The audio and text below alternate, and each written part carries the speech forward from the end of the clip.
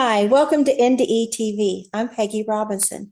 Today's guest is Dr. Melvin Morse, and he has been voted one of America's best doctors, and he is author of several best-selling books about near-death experiences, and he is a scientist proving the existence of life after death, and he was Associate Professor of Pediatrics, University of Washington for 20 years. Am I getting this all right?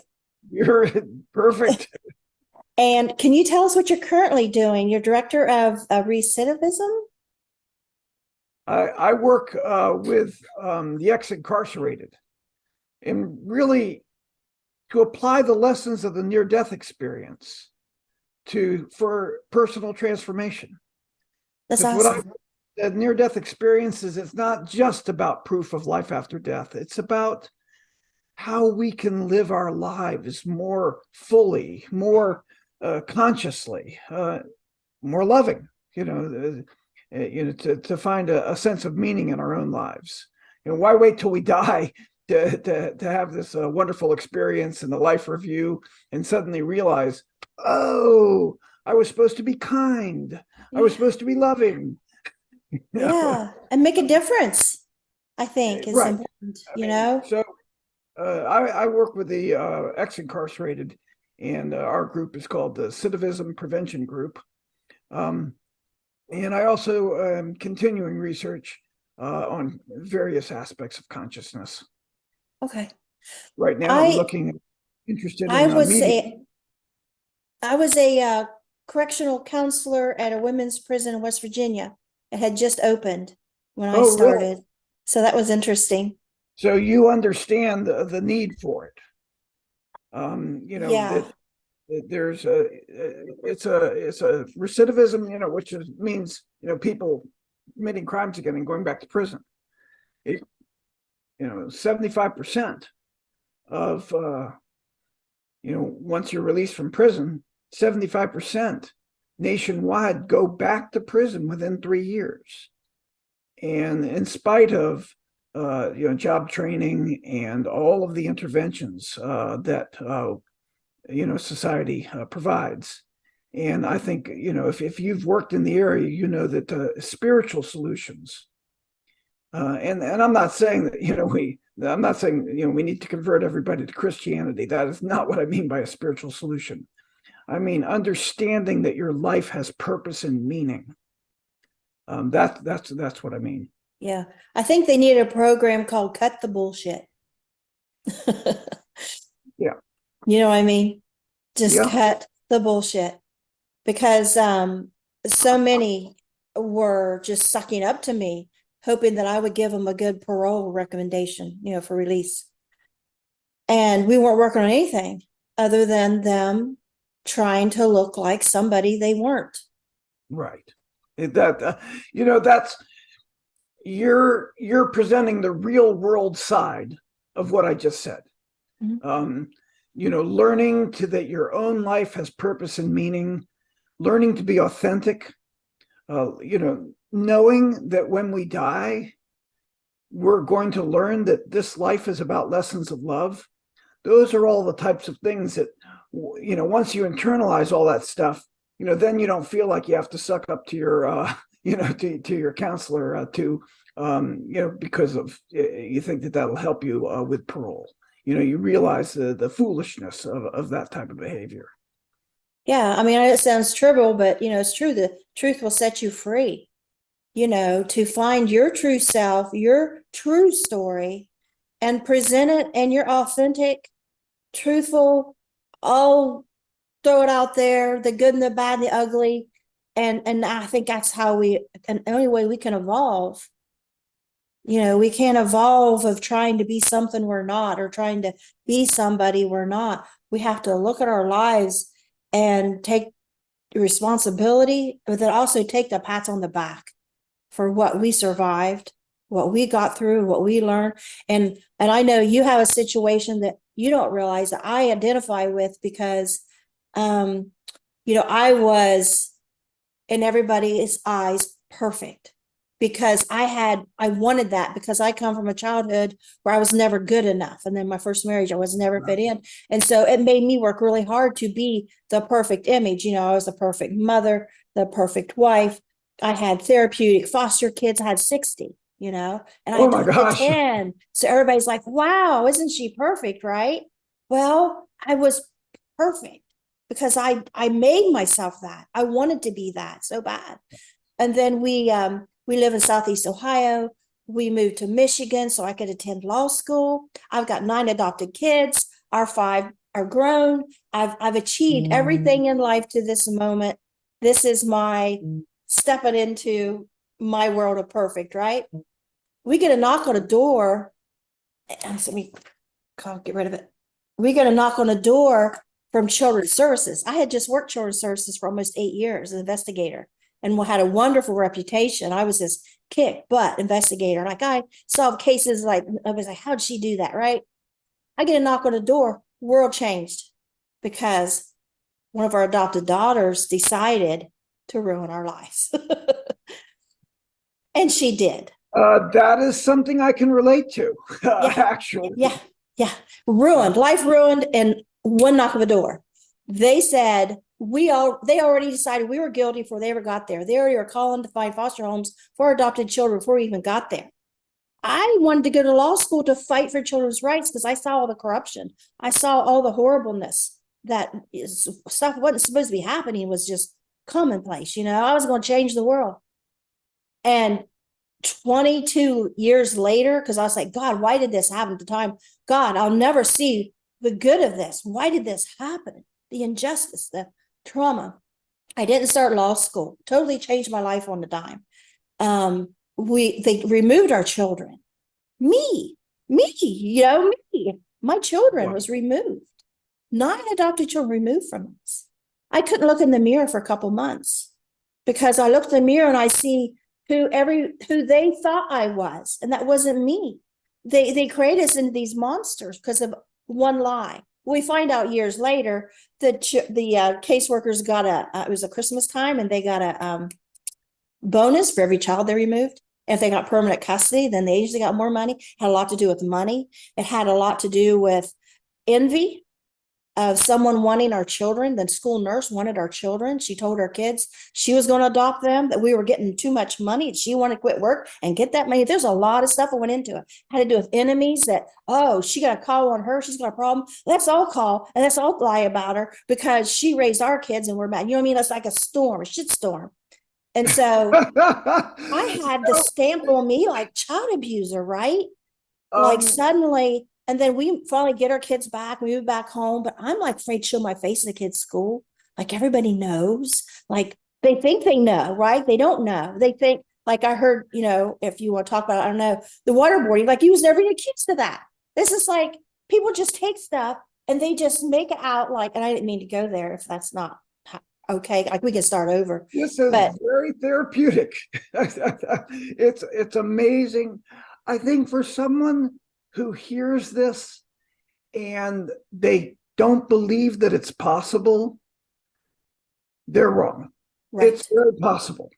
It's very possible that one lie can start and create a cascade of events because it fits into everyone's preconceptions. And you know, it no longer, you know, like what happened to me. I mean, it was insane. It was newspapers in England and throughout Europe were talking about the waterboarding doctor, and I was never even accused of waterboarding. When they finally took me to trial, there was, you know, no discussion of waterboarding whatsoever. But once that gets out, right, it can't, you know, there's like in your case, you know, there's nobody that then comes along and says, oh, my bad, I guess we got it wrong. They just move on to the next story. And it is really the young girl that was involved in my case also made accusations against her sister. And her sister went to prison for 2 years. And she later came and acknowledged that those accusations were false. Now that your life's ruined, thank you, really, right? but well, let me ask you, how do you deal with the bitterness and the sense of loss? Because that's what I learned from it, was that I actually grew spiritually from all of this happening to me. But I'm talking 20 years of work though. It wasn't overnight. It was 20 damn years of work. I was suicidal at one point because they took my reputation, they took my identity, they took my career. Like they took my reputation, they took my identity, they took my career. It's horrifying. Yeah. Everything you work for, everything you are is stolen from you, just like that, because somebody was envious, because somebody wanted what you had, because somebody wanted to lower you down to their level, and they did. And they used the system to do it. And the system is wrong. The system, when it comes to child protection, it's like even today, I'm battling, 22 years later, because our youngest adopted son, his kids got removed they're on meth, and they should have been removed. We made reports for years. Well, they finally got removed. They sent us a letter, want us to do kinship care. Well, guess what? All that crap, those lies from years ago, are laying somewhere. Even though we weren't, thankfully, charged with anything. Actually, you know what? I have said over and over, I wish I was charged, because I could have went to court. I could have brought in witnesses, confronted my witnesses and all that. But in our situation, we couldn't even been, we had nothing. But then you're charged. That doesn't mean you're going to really prove your case, right? They got it stacked against you. I hate to tell you, Peggy, in my case, I was offered a plea deal, and in which was all misdemeanors, and I wouldn't have had any jail time or anything. And unfortunately for me, I had the same attitude that you have, and I became self-righteous and sanctimonious, and I said, no, I'm not going to admit to something I didn't do, and went to trial and lost. So it's not, the system is definitely broken, but I look at it as that this life truly is a spiritual journey. How else could I have learned that it doesn't really matter what other people think of you? Right. Because I went from a situation in which only people knew was, oh, he wrote those best-selling books. Oh, he's the wonderful Dr. Morse. But they didn't know me. They didn't know anything about me. Excuse me. They didn't know me at all. And then the flip side. Oh, he's the waterboarding doctor. Oh, he's a monster. He's horrible. Those same people don't know me. And I had to come to a point where I really learned the lessons of the near-death experience, which is that we're here to learn lessons of love, that this whole process was my lesson of love. That, regardless, regardless of the specifics of my case, I did not behave in a loving way. That's for sure. At the end of the day, I have to look at what are my own behaviors that caused all this, because I can't control all the rest of it. But you're absolutely right. It's amazing how it can go crazy, and it's really made me feel very cynical about anything that people think they know from the internet or from reading Wikipedia or something like that. And yet somehow I've moved beyond that. That's all I can tell you. That somehow I've learned, wait a minute, I could have done things that would have made this different. And this is something that has lessons of love for me. And I had to learn to love myself. And I had to learn that what I am is important, regardless of whether, half the world thinks, oh, he's the wonderful Dr. Morse, and the other half thinks, oh, no, he's the horrible waterboarding doctor. But it's painful.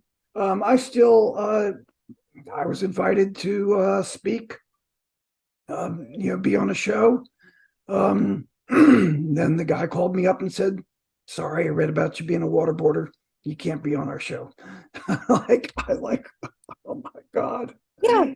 No, Yeah. The but, punishment it never just, stops for something you didn't do. Never stops. correct. Yeah. That, um, there's, there's no way, but it can stop inside my head. It can stop in who I am.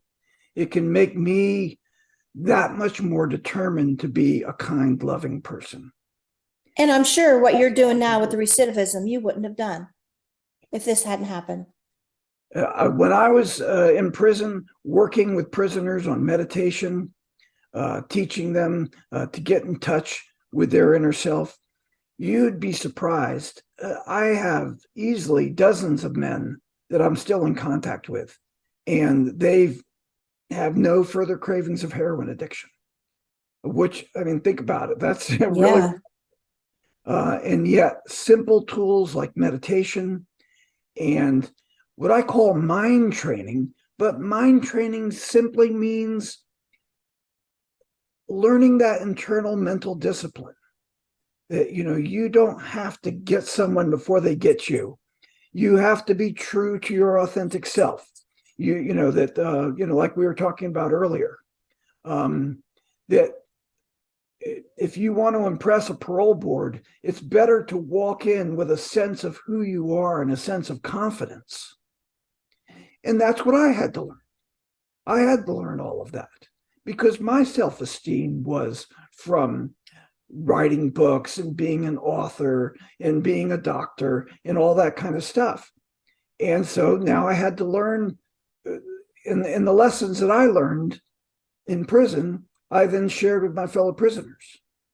And that's what I want to do with the rest of my career, is help those simple lessons.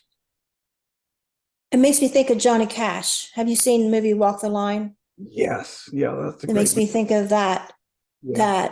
I couldn't understand when I was younger. Like, why is he, associating with criminals that, killed their wives and things? But then you watch the movie and you realize what he carried from guilt of his brother's death. It wasn't his fault, but he carried that. And I think, he resembled the people that everybody thinks is worthless and no good and trash, like his dad thought he was, and it takes us to identify with those people, someone outside of that clique from that lifestyle to come in that can be in a helping situation like you are, like I am, to come in and say, okay, I'm not going to look down my nose at you. I'm going to look at you eye to eye, and we're going to work through this. Right. Exactly. That's what I mean by mind training, is that process of learning to retell your life story. Because when you have spent your whole life thinking that you're worthless and you have nothing to show for your life, you haven't graduated from high school, you've been arrested, 5 times by the time you're 30, you just assume that you're worthless. And it takes mental discipline to turn that story around, to say, no, I'm a human being. I'm capable of much more than this. I can transform my own life. And that's why meditation helps you to get in touch. It's really true that we all do have a spiritual heart deep within us. Even men that society considers sociopaths have that spiritual element deep within them. And it is very gratifying to see them get in touch with it. What I learned through mine is that when we got that knock on the door, I didn't know then, but I did not have the tools to help me. I had tools to help everybody else. But when it come to me, I was speechless. I was back to that teenage girl that was almost mute, that didn't say a word about the abuse or anything. I went back to her because it was time not to help everybody else. It was time to help me. And I had no voice. And so my voice, when it started coming out, it was just anger and fighting and protesting but then, then there comes a time when I have to put it into words that can help other people and help other people understand. And I didn't have that toolbox. I didn't, but now, 22 years later, we're working with the governor's office because we were denied to be able to do kinship care. We were working with the governor's office. And it's so ironic how things happen. In 2019, a governor of Ohio started these foster care forums where you could go and speak, whether it's caseworkers want to speak or foster parents or adopt over people involved with children's services. So I went to one and I got the microphone and I spoke my piece, and went to another one. My husband spoke his piece. That was 2019.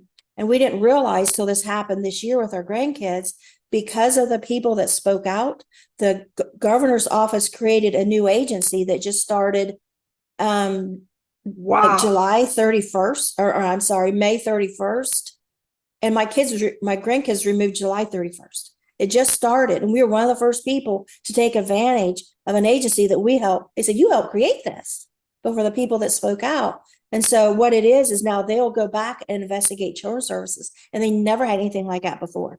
I mean, I had my cases of complaints go all the way to civil rights, and then they send to United States Health and Human Services. And the bottom line everywhere was, we have a rule. Children's services don't have to go by the rules. That's what they said. And I said, that's not good enough. And that's the way it is. Now they have an agency, and if it don't work, I'll be screaming somewhere else, because this is going to change. I mean, I told them to my dying day, I won't shut up about it. I'm done being 20 years of embarrassed for something I didn't do. I'm done feeling shame for something I didn't do. I'm done afraid people will find out and believe those lies. Like that waterboarding, I'm sure like you're like cringing. Are they going to bring that up?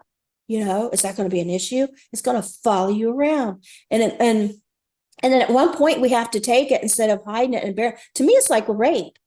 People don't want to talk about rape because of the shame. And then something like this, it comes to child abuse. What's more shameful? What's more shameful than rape, right? And then how do you because I was a care yourself? pediatrician. So the idea of a pediatrician being a waterboarder, I mean, that's all that it took, and once that seed was planted, it just went crazy. And then, like I can really understand what you were saying before, because then they looked at every aspect of my life, and I was a little bit behind on my taxes. So that then became a headline. Waterboarding pediatrician had troubled financial past. I mean, something that, so every single thing in my life was then looked at and distorted in such a weird way, where I didn't have any financial problems, but, I had trouble 1 year filing my taxes on time. But that turned into a very different headline. And it's just, I understand what you're saying. I don't know what is the right thing for me to do. There are times where I just want to shake people and say, everything that you read about me isn't true. But I haven't found that that's effective. I really have gone the other route of just soldiering on. This is something that happened to me. And by that, people continue to think we're guilty when we keep soldiering on. It's a hard thing to stand up a room full of people and say, I was accused of this and I did not do it. And I know everyone thinks I did. And I know they like thinking I did. It makes a nice story. People are jealous of you for this or that. Oh, well, he did that. Or they're jealous of me because, oh, she did that. Oh, well, take that right off the table, and let them step in. Let them have a shot at whatever it is, everybody's got the eye on the ball, what everybody's after. And I think at some point, like I said, I refer it to rape, because at some point we got to say, you know what? I'm not being ashamed for something I didn't do anymore. I'll admit what I did, but I will not feel shame anymore for what I did not do. And I'm not going to let this rumor cloud over my life anymore. And by only thing we can do is speak up and talk about it. And nobody wants to. We just as soon let sleeping dog lie. We just kind of hope people haven't heard. Boy, it's like you're in, it's like you're like reading my mind. I have every single thing that you've said are thoughts that I'm constantly puzzling over what is the best road forward. I did have my day in court in that I had a hearing and I regained my medical license. Oh, good. And so that, that was very gratifying. Good. And they heard my case, and in that case the prosecutor involved joined with my attorney and said, something, this guy, he should get his license back. So I did have that satisfaction of having my day in court, hearing people hear the absolute truth and listening to me, and then saying, we think that they don't say, of course, that an injustice has been done, but by their actions, they, in essence said, yes, an injustice was done to you. So that part of it is, but I personally have decided, I learned from it. I feel like I've grown spiritually. I'm developing my organization to help other people in my situation. But I don't know that I can, that it's really my job to spend all my time saying, because that would be then just reliving my trial over and over again. I know, the trauma. You have to relive the trauma. I went to trial. Well, I won on all the waterboarding charges. So that was great. But then I lost on some unrelated charge that nobody even, but I'm not going to relive my trial the rest of my life. I think that people have to judge me by my research. They have to judge me by the person I am, by my family. I'll tell you one thing. I'm sure this happened to you, Peggy. I learned I had 8 friends. 8 friends. And they weren't even the friends that I thought they would be. Before that knock on the door, I'll bet you thought that you had friends and discovered something very different. Yeah. I learned that the people that I thought were my closest friends were not. And I learned that people that, frankly, I kind of overlooked. I didn't even see them as important in my life. And they were my best friends. And so I learned a lot of lessons of love along those way, along the way. My near-death research really was very intellectual for me before I went to prison. Before I became accused of this, waterboarding and all of that. It was something that I did because I wanted to write books, because I wanted to publish papers, frankly, because I wanted to be the famous Dr. Morse. And it's true. We are here to learn lessons of love. And my own life demonstrates that. I learned lessons I couldn't have learned any other way. I couldn't have learned the people who saw me for who I truly was, as opposed to what they read about me on the internet or in the newspapers or whatever. And 8 friends, wow. My brother wrote to me every day when I was in prison. I can't be closer to him than I guess a relationship with my wife or something like that. My daughter, the relationship that she and I have, it would never have been so strong if it weren't for going to prison. And frankly, from her point of view, her family being destroyed. And yet, somehow she had the resilience to be able to grow past that as well. And it's true. We're here to learn lessons of love, and they are not easy to learn, and they are painful. And being falsely accused of a bunch of crap, that's part of it. That's one way to learn stuff that you can't. That makes you realize what Jesus went through. So, being crucified. Well, I don't look at it like that. I I do. look at it I as, felt crucified. yeah, my life isn't that bad because after all, they did crucify Jesus.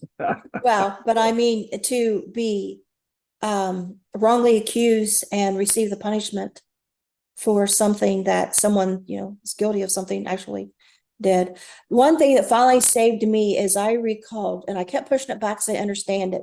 The morning before the knock on the door that evening, my husband and I was Christmas shopping at the mall, and I got this strange feeling come over me, and a voice had said to me, because I was scared about starting law school. I just got my book list in the mail and I was just about to start in a month. And we had moved there beginning of school year so the kids could start, because I was not a good student. I was waitlisted, so I started in January. And so I got that book list, was at the mall shopping, and something was eating at me. And it said, remember, you asked for this. And I thought, what did I ask for? And I thought, well, I've been secretly praying, God, I'm scared to go to law school. I'm afraid I'm going to fail. It's $20,000 a semester. We can't afford that if I fail, because I wouldn't. I was good my first 2 years. My second two, I wasn't. But I really had a knack for like the pre-law stuff, like where they give you cases and you figure out the outcome. I had a knack for that. And everybody was asking me, how'd you get this? But I was like really scared, like I was not smart enough, and that I was going to fail. And how can I save face? And I want to chicken out and not go. But my husband transferred his job there, transferred the kids' school there. We're ready to start, but I'm scared. And I kind of was saying a secret prayer, like, can I just not go to law school? Somehow something happened and save face. Well, this certainly wasn't saving face. That's for My sure. question is, when you say that you asked for this, are you saying that you asked for the whole false accusations, that you asked for the knock on the door? I Because think it put my life on a different path than I would have. If yeah, I would have went on to law school, I'd probably become a juvenile judge. That was my goal.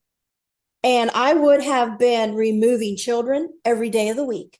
I would have been destroying lives and never know what that knock on the door was like, because I was always the one knocking on the door. I was always the one getting the foster kids. I was the children's services worker. I was the adoptive parent. I didn't know that side of it. I didn't know the fear when you get that knock on the door and they're there to take your children, and the helplessness and the scared and the fighting the system, being accused of things, having people look at you, your children crying at visits, and they have to pull them away from you. I didn't know that side of it. I know the system full circle now.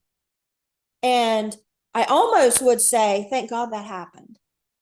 yeah. But I mean, it was 22 years of my life that it took to recover from that. But now I'm fighting, and I hope to change the laws in the state of Ohio. And then maybe that will catch on to where the thing is that they have immunity. They have immunity. I was told when I was a worker that to get fired, you would have to have sex with a child on the courthouse steps. That's the only way you would ever get fired. Now, I also worked later on. After this happened, I was children's service worker again in West Virginia. And they offered me a job as supervisor. They love me there. And I said, I told them I started, I will never remove another child. And I'll tell you why. And I was honest about what happened. I told them why. And when they tried to force me to, I quit. But I want to get in the system and I want to change it. And everybody tells me you're not going to, but I want to, because there's too many families being destroyed and children being screwed up because of this system. And if that hadn't happened to me, I would have been a very different person. And that's how I feel. I feel that my going to prison was one of the best things that ever happened to me, because I learned a slightly different lesson than you, but I learned who I was as a person. Yeah. And it takes, that having that sense of, acclaim, and then having that sense of revulsion and to suddenly realize, there's a famous poem that I unfortunately can't quote for you, but that the imposters, fame and disgrace, but in order to learn it, you actually have to live it. And so what do you think about this theory that we all get together before we're born? to game out these lessons of love. I've often wondered that. I've wondered whether the prosecutor and the judges and all the people involved in my case, whether it's, I've heard people talk about that. And I wonder, whether this life is more purposeful than we think. That when you said, because it just struck me when you said, remember you asked for this. A voice said that to me, and I thought about that later. That voice said that to me, and I didn't understand it. And I fought it too, and I still in all that anger from it. I thought, but I didn't ask for this, I just, and then, but now all these, I get to, I'm a great grandma now, and I can look back and like you say, you kind of see where your life is just fit into the puzzle pieces just come in and make this beautiful picture that seems like it was always meant to be made. Absolutely. But like we have we're the driver though. We can continue to stay angry, or we can do something. We can speak out, or we can stay ashamed, or we can commit suicide, or we can take our problems out on other people and make them miserable. We have so many options.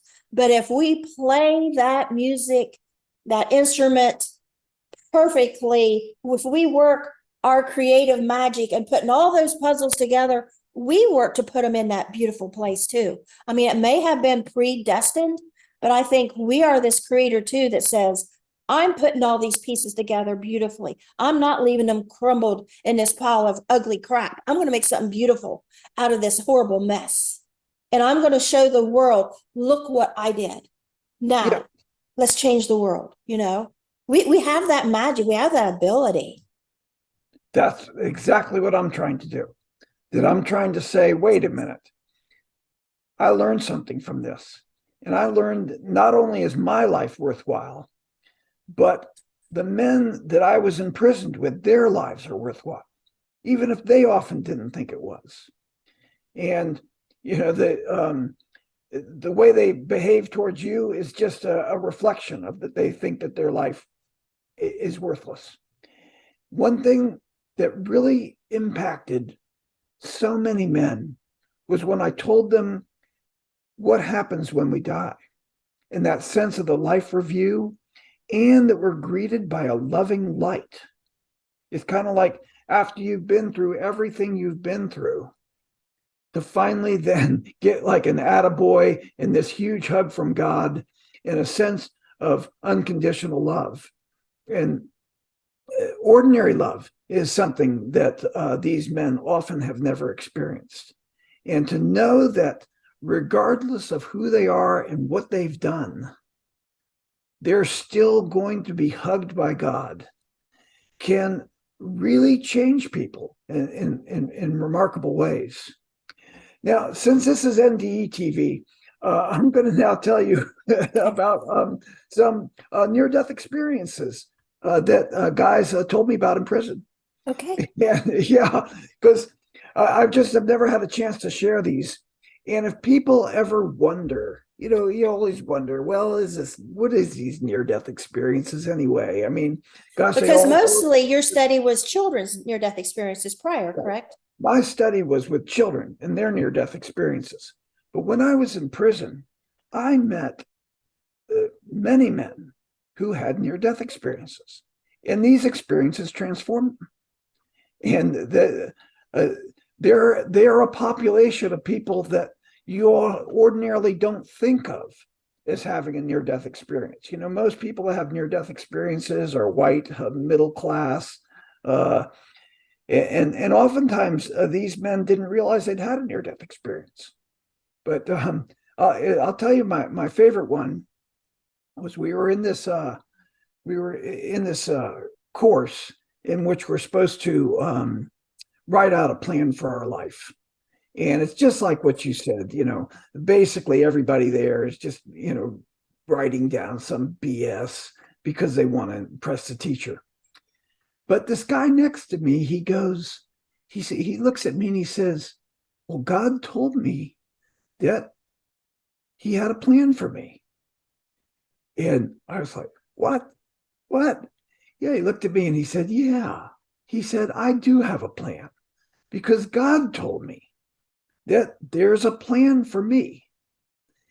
And his experience was that he had already been in prison twice.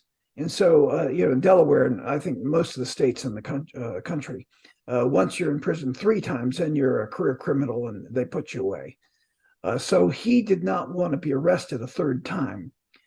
So he was dealing heroin and ate all of his stash when he was pulled over for a minor traffic accident. And he thought that was what he was thinking. That I've just got to eat all of this. And he was taken down.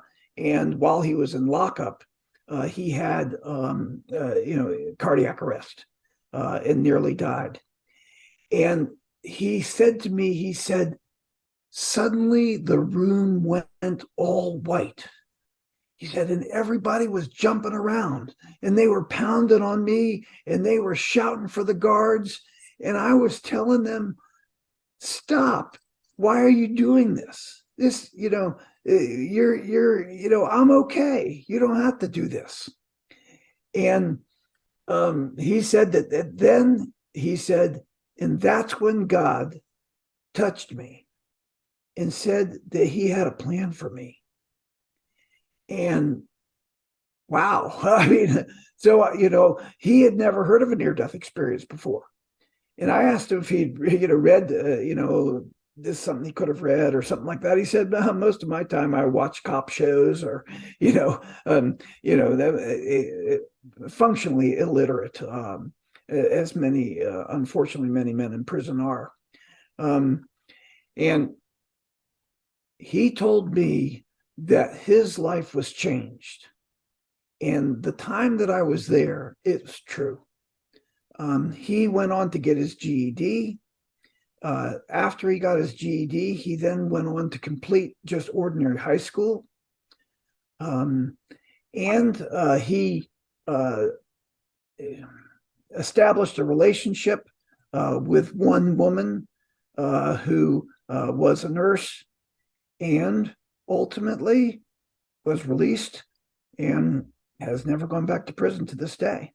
And as we started out talking about how remarkable that is, that 75% of men go back to prison within 3 years, at least in Delaware. He was truly transformed by his experience. And that sense that he had such wonder in his voice. He said, me, God had a plan for me, as in, how could that be? And yet that's what it took. That sense of self-worth that it came from his near-death experience. But if people ever wonder if near-death experiences are real, when you hear a story like that, they're real. I mean, this guy is not making this up, and he's never heard of a near-death experience before. And the only reason he brought it up in the first place was we were in this class where they were talking about, what's your plan? And he just happened to be sitting next to me. My mom always says there's no coincidences. And he looked over at me and he said, well, God told me I had a plan.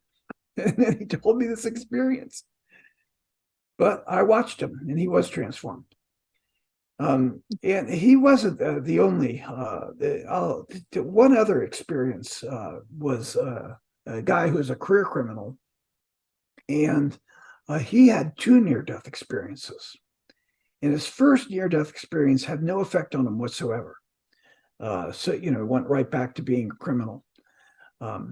His second near-death experience occurred while he was being incarcerated. And it consisted entirely, he was shot.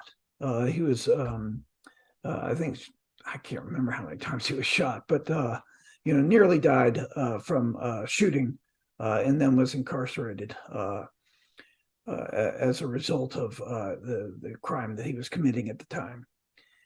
And he said that this second experience consisted entirely of God saying to him, are you ready to believe in me?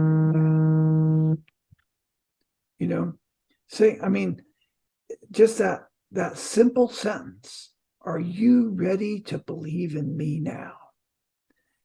The other thing that's remarkable about his experience was that sense of love. And he told me that he was filled with love. And he said, even the bullets that were hitting me were made of love. It was, is his perception of it. That man was truly transformed.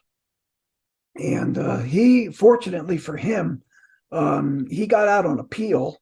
He won a successful appeal of his sentence. And then he devoted the rest of his career to working with teenagers who are criminals. I worked in Salisbury, Maryland,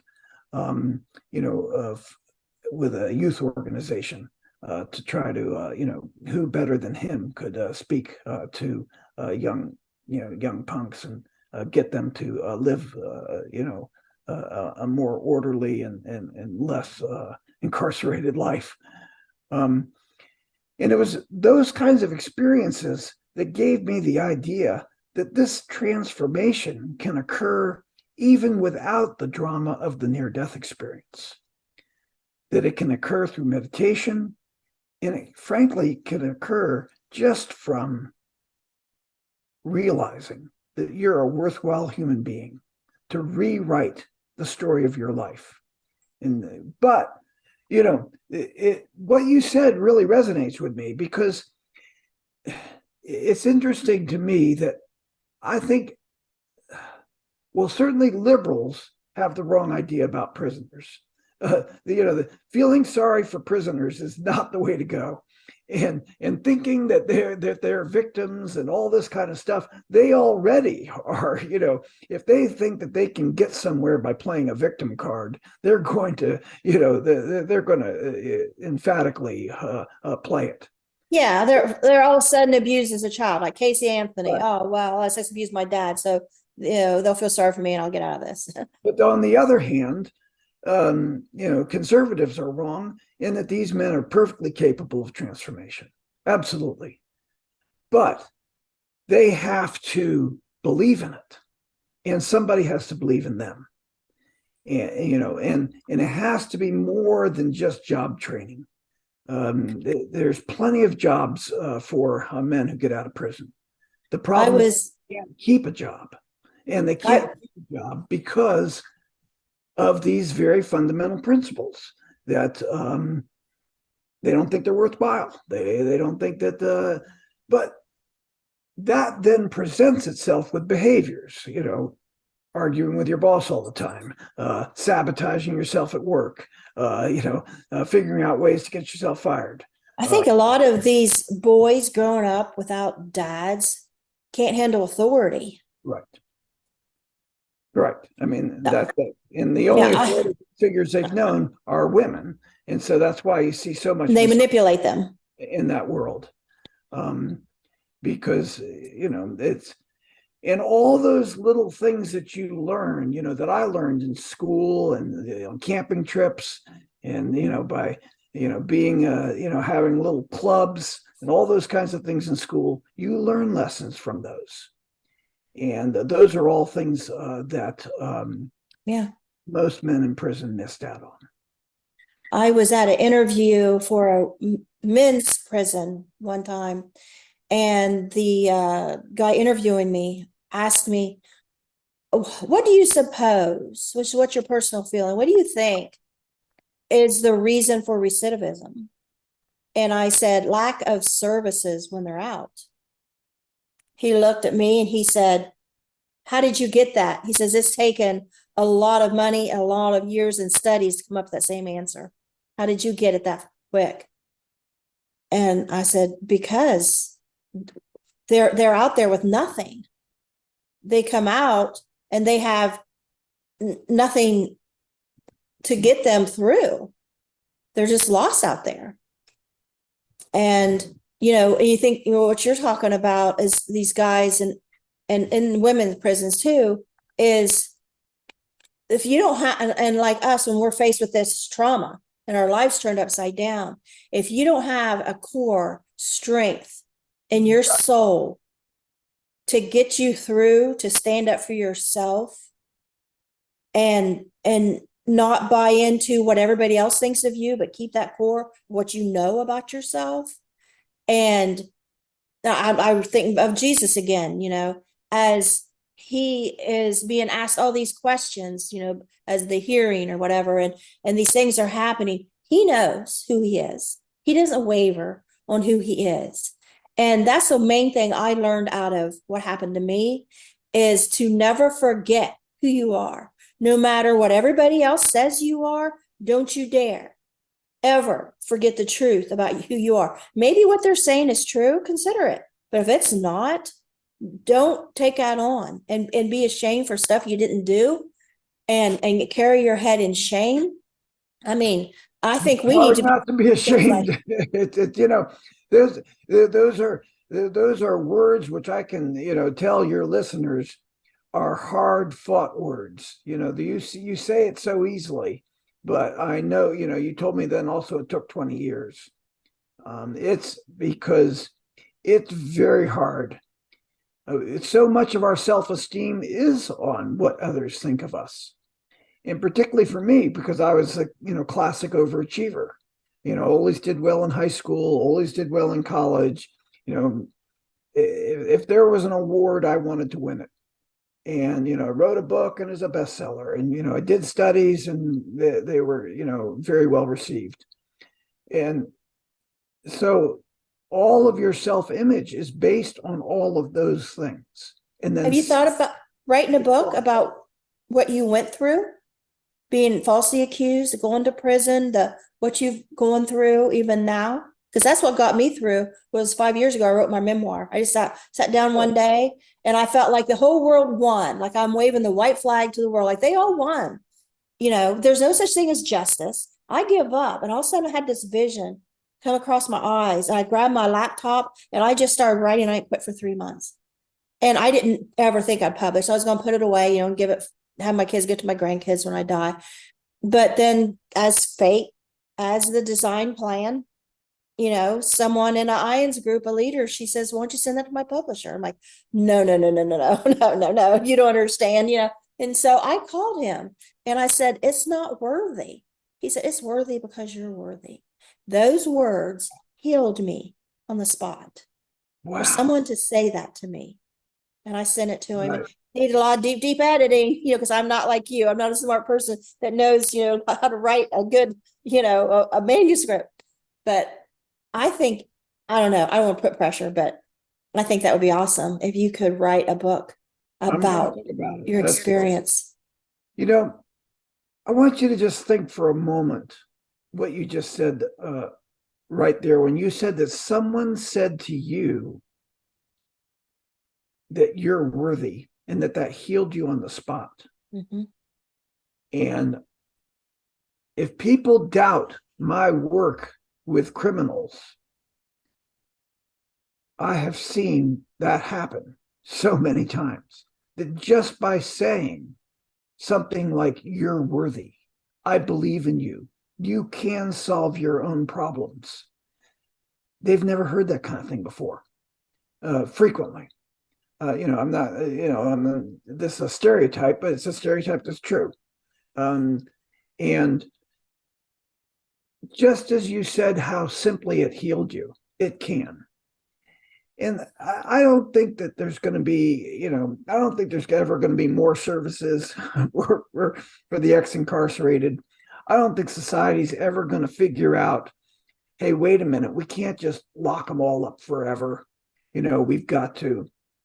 I don't see that that's going to happen. But I think what can happen is for men to come out convinced that they can figure out how to solve this problem, that they can figure out, well, if I can't take the bus, maybe I can ride a bike. If I can't ride a bike, then I'll walk, and that instead of, I've got to give up because I've always failed, because everything's a failure, because I am a failure. And sure enough, that's why they're back in prison. And think about it, 75%. So it's not just a matter of mass incarceration that our society deals with. It's a matter of mass reincarceration, that these men again and again and again, and I don't want to leave out, obviously, I just work with men, There's the women prisoners as well have the same type of recidivism rate. Because once the system gets you, it's very difficult to get out of it. And it may seem touchy-feely, but oddly enough, teaching people to retell the story of their life, teaching them to have faith in a higher power, teaching them that they can access wisdom within themselves, and knowing that when we die, we're going to be embraced by love that we've never experienced in this life. Those kinds of things can transform anybody, in my opinion. And we don't have to die to access that wisdom.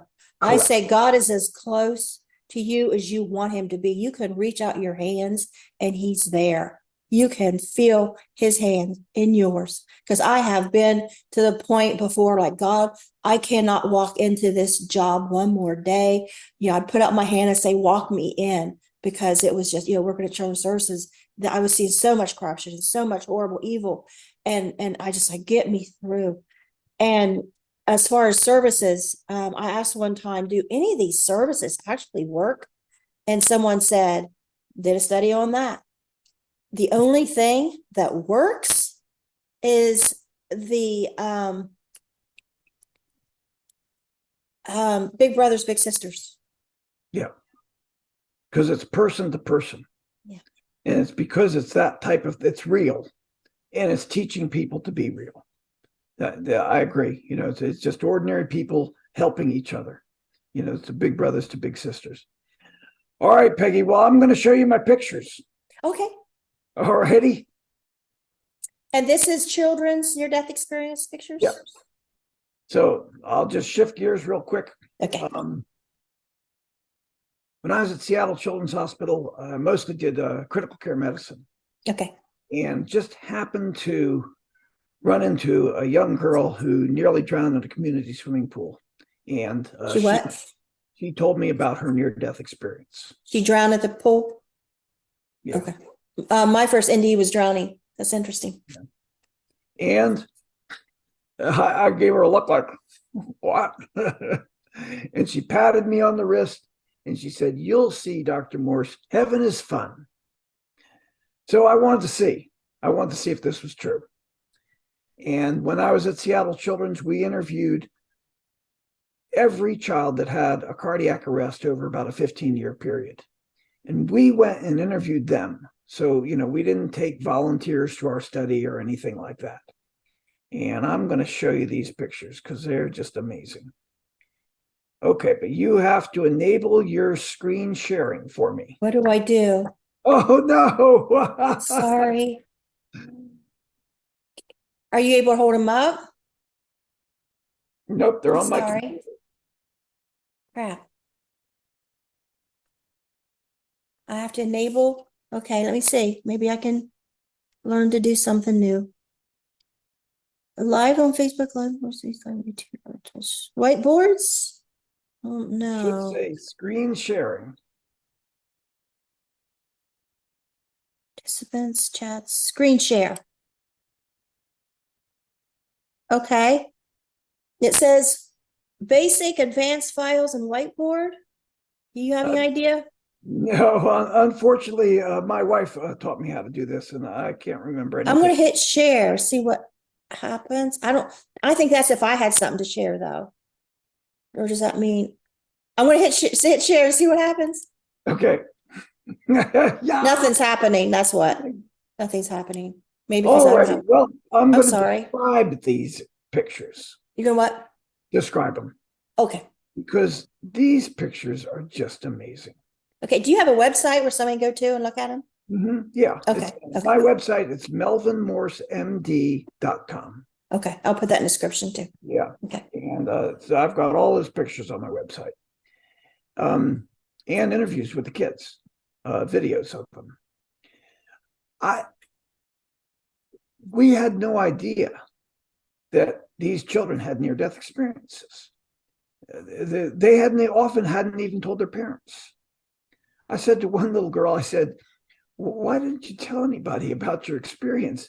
She said to me, well, I didn't think you were supposed to be able to talk to God. So she just kept quiet about it. But we found that almost every child that we interviewed had some kind of experience. And usually by drawing us a picture, they could understand these experiences, explain them better than they could with words. So I've got one wonderful picture in which she draws us working on her body. And she has everything perfect, exactly the way we held our From hand. her aerial view. Yeah. And even our team leader always wore a hat as part of cardiac, resuscitation team. So you'd always know who the leader was. In her picture, she draws that the team leader is wearing a hat. She draws it exactly right. Then she draws her body lifted up, over the gurney, that we're working on her. And there's a rainbow in the top left corner of the picture. And she says, that was a light that told me who I was and where I am to go. And then she draws us this other picture. Jesus is sitting on a log. It's like, who's that? She said, it's Jesus. I said, what's he doing? Sitting on a log. So there are these odd things about the experience. If every child, said, oh, I went down a tunnel and into the light, etc., you'd start to wonder whether, this is just some sort of cultural conditioning. Uh-huh. But each experience has these odd, clearly she's not getting that from, her, religious class at her church. And she told her that she told us that Jesus said to her, it's not your time to die. We interviewed another girl, and she told us with such wonder in her voice, she said, I wasn't dead. I wasn't dead at all. Some part of me was still alive. And it just gives me a chill to hear these, one boy, we resuscitated him, and he opens his eyes and he looked at me and he goes, that was weird. You guys just sucked me back into my body. And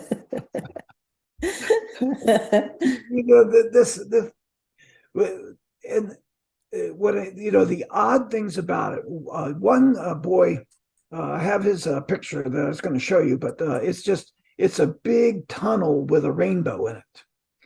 And he told me that he was in a noodle. I said, boy, I never heard of a noodle before. What's that about? And he goes, oh, no, it had a rainbow in it. So it must have been a tunnel because noodles don't have rainbows in them. And he said that this was a tunnel that he went to. First, he went to the animal heaven, then he went to human heaven. Interesting. Yeah, the experiences, they themselves are struggling to understand them. And, I think that that's important for people, when you see how real they are, it's because these children themselves, it doesn't have the flavor of, inventing a story or talking about a dream or anything like that. I'm always reading and, people, oh, well, it must be a dream or it must be a hallucination, or it doesn't have that same flavor. This one little girl told us that she said that she was out of her body and she saw her grandmother.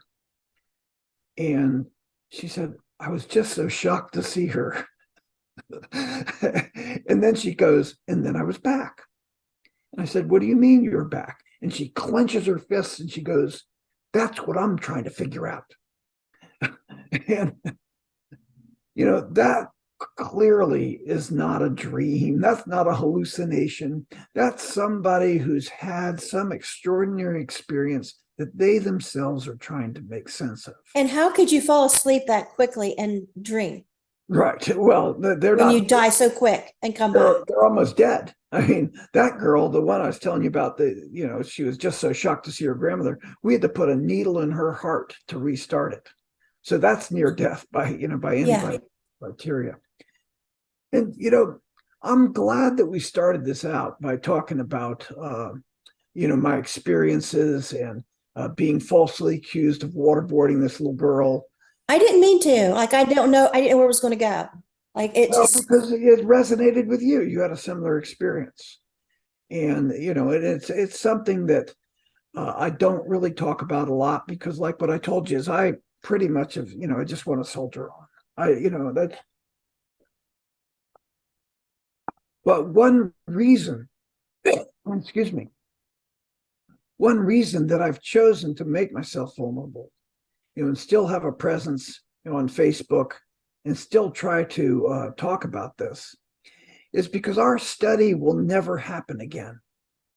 At Seattle Children's Hospital, the head of the intensive care unit, the head of the Department of Neurology, and we didn't accept volunteers. We went out, to their homes. All we knew about them was they'd survived a cardiac arrest, knocking on the door.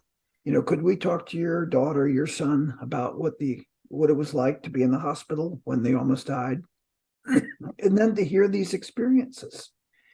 And I feel the responsibility to continue to share this stuff. I think grieving parents need to know this.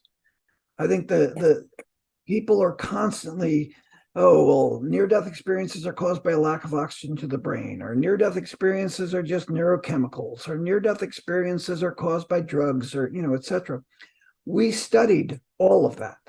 Our study specifically looked for those kinds of issues, and we determined it is not true. Near-death experiences are the real experience that we'll all have when we die. And we published in the American Medical Association's pediatric journals. And so it would be easy for me to just, I have the greatest wife and, my family. It'd be easy to just live that life. And I just think this is sacred information and people need to know about it. The people need to know that this is what waits us. And it's not just about dying. What waits us has impacts how we live our lives. In my own personal story, and it sounds like your personal story is an example of that our lives do fit together for a reason. There was a reason that I was just sort of this esteemed pediatrician, and then this disgraced pediatrician, and then to learn from that experience who I really was and learn something about God. Yeah. Yeah. And, I said something I kind of feel bad about now. Like earlier on, you said, like, am I glad now that happened? And I thought, well, no, not really. Because, part of me still wants what I was after, to be that juvenile judge, and then I thought, when you asked me that, and I thought, wait a minute. So you would want to have lived out your life hurting people, thinking that you were a saint because you were a juvenile judge, but you had actually been hurting families and hurting children, because that's what they're doing and they don't know they're doing it. And I wouldn't have had that wisdom, but I know that wisdom now because of what happened. And so I have to now at this moment say, yeah, I'm glad that all happened. I know. I see both sides of it too. I was telling you about my brother-in-law is Raymond Moody. I've known I forgot that. Yeah. Yeah. And if I would never have married his sister-in-law if I hadn't gone to prison and all of that. And she's the love of my life. I mean, how's that? To discover love in your 60s. I frankly, I didn't know that was possible. And because you lost your first wife in the charges? Is that why? Okay. All of that, yeah. It was okay. So, but on the other hand, I told you just, in fact, it was a conference with Raymond, my own brother-in-law. And the guy that was running the conference goes, yeah, I read about you being a waterboarder and I don't believe it, but who knows who does believe it, and so we can't have you. And Raymond's my own brother-in-law. So I would have been that person if that didn't happen to me. I would have been that person. it's just I'm glad I'm not. it's it's not that I don't feel regret for it, but I do know that I wouldn't be the person I am today unless all this had happened to me. And I think for anybody who is depressed about your life, or you're bitter or you're angry, step back from that for a moment and look at your life and really, you don't have to have a little voice like what happened with Pegi, saying, you asked for this. You did ask for it. And you do have something to learn from it. And you've got to let go of all of those things if you're going to grow from whatever it is that's going on in your life. Because and believe me, I'm telling you this from the bottom of my heart, because it's hard to let go of, oh wow, you wrote a best-selling book, you're the greatest guy, just calling people up and they're saying, oh yeah, I read about your research, sure, what do you want? To go from that to, we can't have you on our show. We read about you being the waterboarding doctor, and and yet it happened to me for a reason, and I'm glad it did. Ironically, one of the reasons I had such a hard time when this happened with our children's, where I worked at in my home county now, they had called and said lies about me to that county that made them think we were these monsters when this happened. And ironically, the reason why, one of the reasons they hated me so bad is because as a young worker, when I started out, I did something that I didn't know at the time, had never been done before, and probably since, is I took the side of a defendant. He was facing 50 years in prison for sexual abuse to his little girl, and there was no evidence. The evidence after time went on, because the mom kept taking the girl to Children's Hospital and getting her examined. She kept trying to push this. And the prosecutors in the county, all the therapists, the sheriff's department, everybody hated this man and wanted to nail him. And I had this case. And the investigator that was there when I started, he handed me, says, I don't want no part of this. He handed it to me. Well, the thing is he was innocent. And I stood up. And long story short, there was a write-up in the paper that was called Witch Hunt by my county. They were labeled as witch hunt on this man, which is what it was. Yeah. And it wrote my supervisor handed me a newspaper article, and she said, you need to hang on to this, which I did. And she said, this will probably be the most like notoriety or something you ever get in your career. And it said, Professor so-and-so of High University, and due to the fairness of, my last name is Marcinko then, Pegi Marcinko, Department of Human Services, that, like we solved this case, against all these people. But the thing was, there was hell to pay, because the alleged perpetrator was married to a woman named Maggie. Maggie used to be married to the director's nephew. The director had an interest in wanting this guy 50 years in prison. Okay.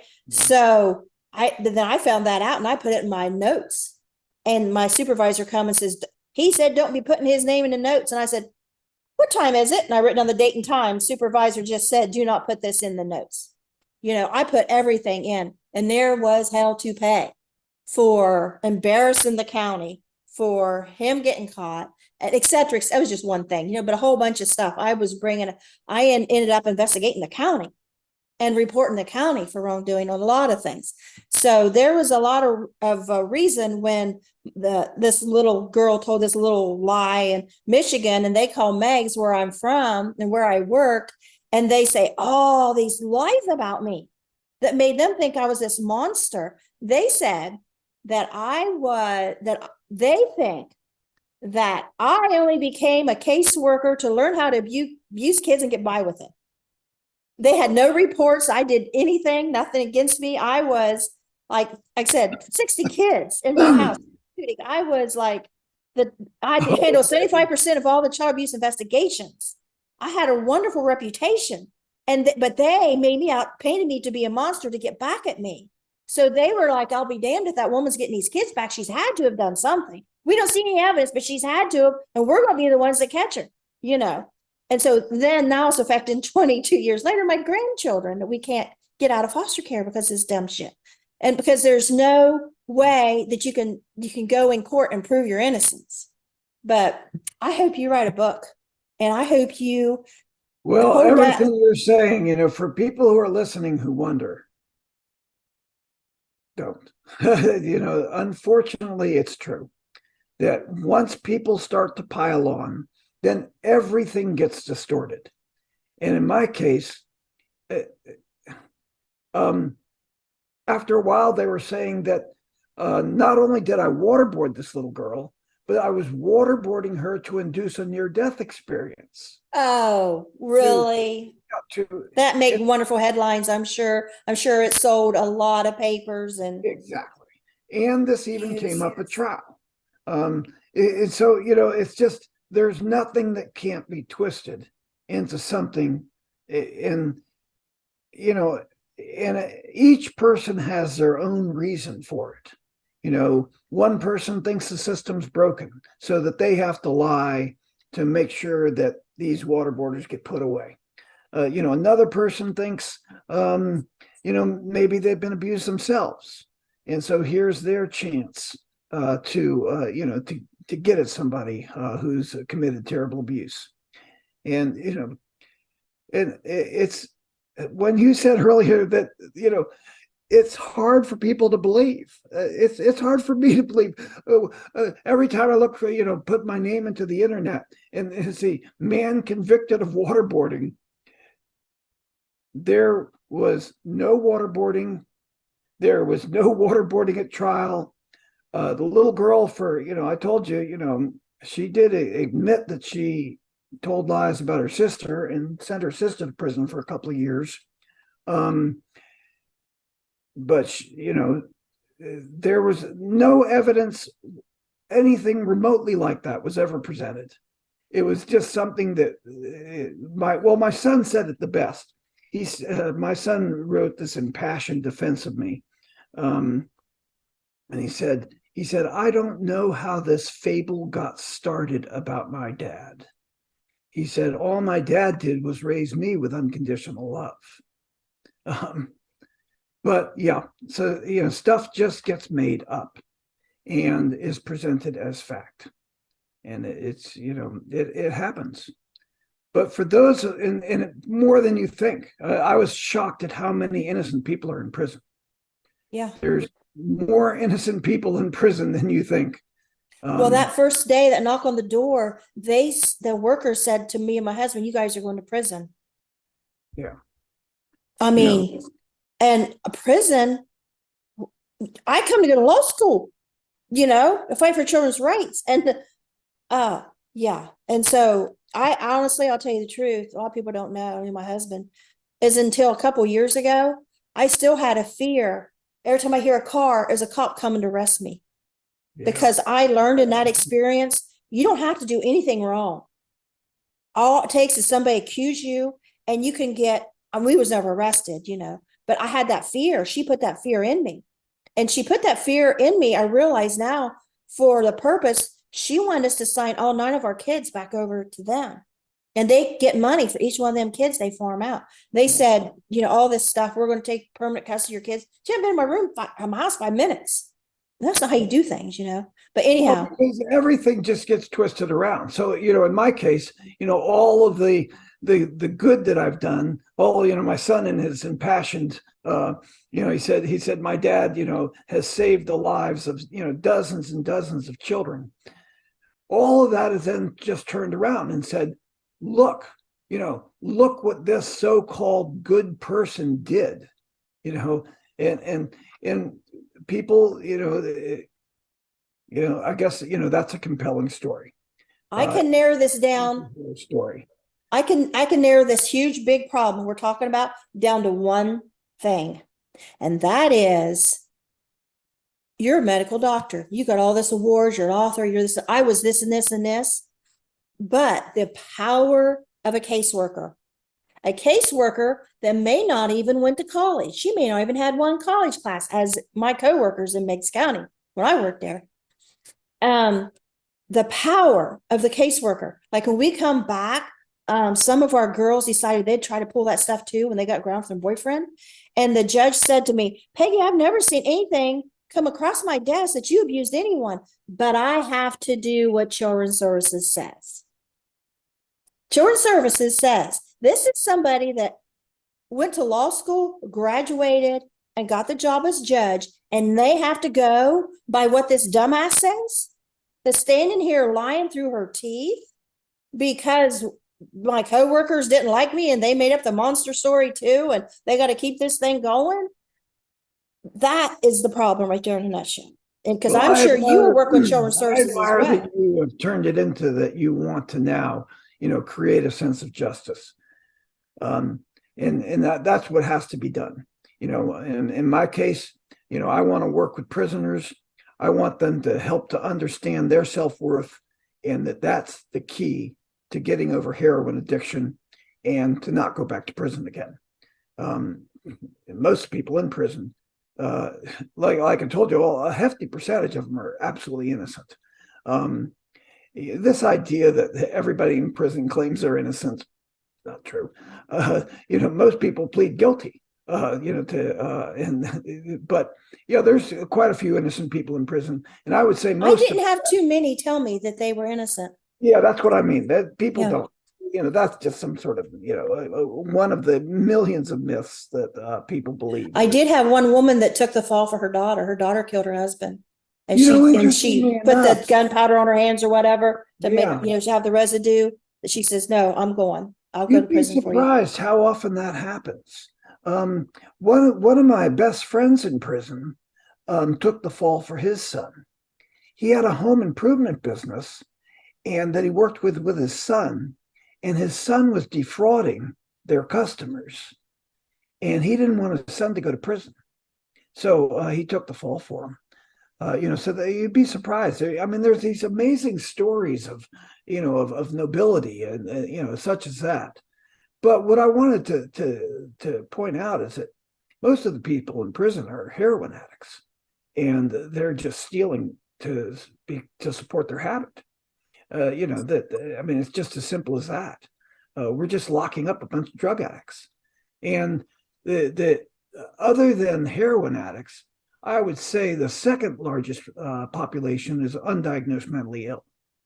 I would say easily a third of the people that I met in prison were undiagnosed mentally ill. That may have been used by criminals too. So the actual number, their job for them. I'm always reading these things that says, we can't, we can't let these rapists and murderers out on the street, and etc. There's not that many rapists and murderers in prison. There isn't.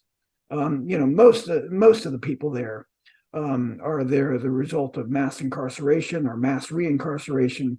The guys that I knew that were drug addicts or drug dealers, they dealt because that was the best way to support their habit. And they could either work at McDonald's or they could become a drug dealer. So the best and brightest of the inner city communities often is in prison for that very reason. They're the only entrepreneurs. But this has been great. Very therapeutic interview. I just like, let it go where it goes, just let it flow. Are you going to send me a link for when Yes, I will. It'll be ready this evening and I'll send it to you. I send my guests the video the moment it's published on YouTube. So they'll get right out the gate. Well, this was wonderful. Thank you so much. Thank you. Thank you for sharing your story with me. And I hope that I've done justice to my story. Yeah. I hope you write your book. At the end of the day, it's really all about who we are and what we can control.